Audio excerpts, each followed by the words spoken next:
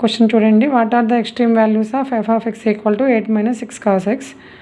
Here what is meant by extreme values means ఈ function యొక్క X values కొన్ని substitute చేస్తుంటే మినిమం వాల్యూ ఏమొస్తుంది, మ్యాక్సిమం వాల్యూ ఏమొస్తుంది, కొన్ని వాటి మధ్యలో వస్తాయి.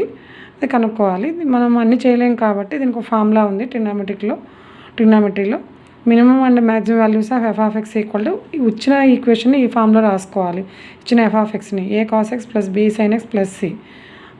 ఆ formula c plus are minus √a² plus b² minus మధ్యలో మైనస్ సబ్స్టిట్యూట్ చేస్తే మినిమం వాల్యూ వస్తుంది, ప్లస్ సబ్స్టిట్యూట్ చేస్తే మ్యాక్సిమం వాల్యూ వస్తుంది మినిమం అండ్ మ్యాక్సిమం తీసుకున్నప్పుడు.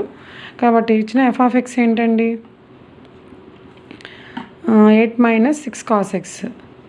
దీనిని a cos x plus b sin x plus c అంటే ఎలా ఉంది, ఫస్ట్ cos x కాబట్టి -6 cos x, అలాగే sin x లేదు కాబట్టి 0 sin x. టర్మ్ మిస్ అయితే మనం దానికి కోఎఫిషియంట్ 0 అనుకుంటాం కాబట్టి sin x మిస్ అయింది కాబట్టి 0 sin x plus c value ఏముందండి 8. Observe here what is the a value.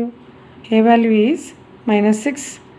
Compare చేయండి a cos x plus b sin x ప్లస్ cతో b value 0, c value 8. Substitution the formula minimum and maximum. Formula ఏంటంటే c plus are minus, c means 8 plus are minus √a² ఎంతండి -6 whole square plus b² 0 square. Here 8 plus are minus 6 square అంటే 36.